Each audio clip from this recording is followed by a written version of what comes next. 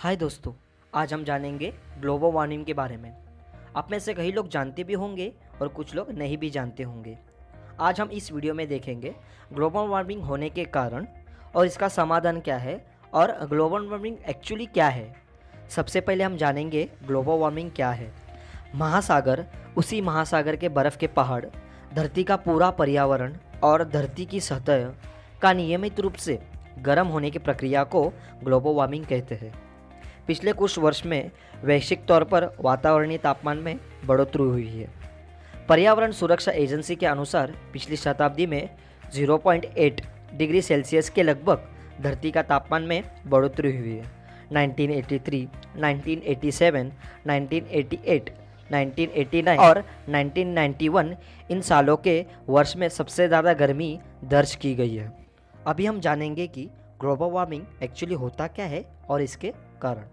वैसे तो global warming के बहुत से कारण हैं, पर इसका मुख्य कारण ग्रीन हाउस गैस है, जो कुछ प्राकृतिक प्रक्रियाओं से तो कुछ इंसानों द्वारा पैदा किया जाता है। ग्रीन हाउस गैस मतलब कि कार्बन डाइऑक्साइड और मीथेन गैस को मिला के ग्रीन हाउस गैस बनता है।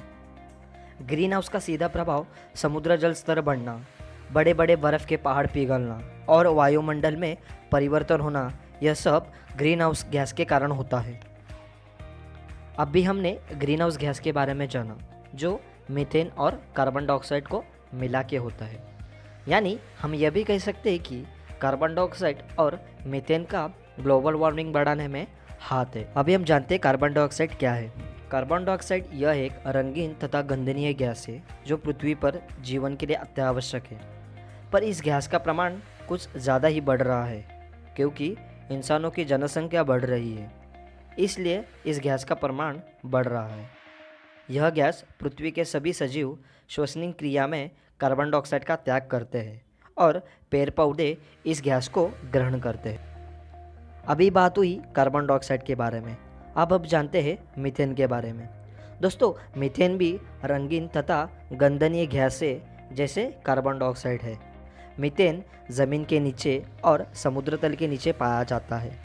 मीथेन गैस की खोज सबसे पहले नवंबर 1776 में इटली और स्विट्ज़रलैंड के वैज्ञानिक एलेजांड्रो वोल्टा ने की थी।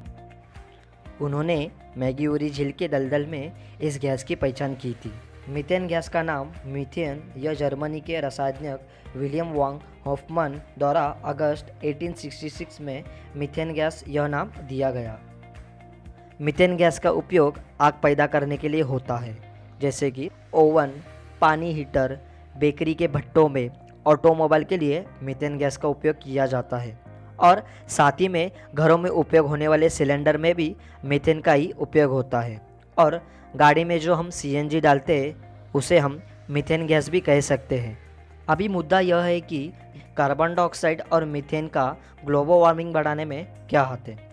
दरअसल सूरज की आने वाली किरणों को तो यह गैस पृथ्वी के सतह पर पहुंचने देती है, परंतु पृथ्वी की गर्मी जब सूरज ढलने के बाद अंतरिक्ष में जाना चाहती है तो कार्बन डाइऑक्साइड और मीथेन उसे रोकती है, यानी कि गर्मी को रोकती है।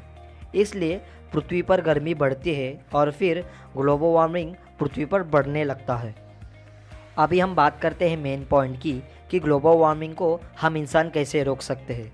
ग्लोबल वार्मिंग को रोकने के लिए सबसे पहले हर देश के लोगों को इसके बारे में जागरूकता होनी चाहिए। हमें ग्रीन हाउस गैस को कम करने के लिए fridge, AC, water heater, water purifier machine जैसे कार्बन छोड़ने वाले उपकरणों का कम से कम इस्तेमाल करें। पानी का इस्तेमाल कम करें।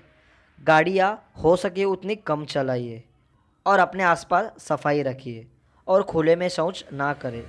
प्लास्टिक का उपयोग कम करें। पेड़ ना काटें और बिजली का भी उपयोग हो सके उतना कम करिए। दोस्तों, यह बात एक इंसान नहीं बल्कि पूरे देश के लोगों को समझनी चाहिए। चलो दोस्तों, चलता हूँ। मैं आपके लिए ऐसे ही टॉपिक के वीडियो लाता रहूँगा और आने वाले सभी वीडियो देखने के लिए मेरे चैनल को सब्सक्राइब ज़रूर कीजिए और हाँ, इस वीडियो को लाइक ज़रूर दीजिए। चलो दोस्तों, चलता हूँ। फिर मिलते हैं एक नए वीडियो के साथ।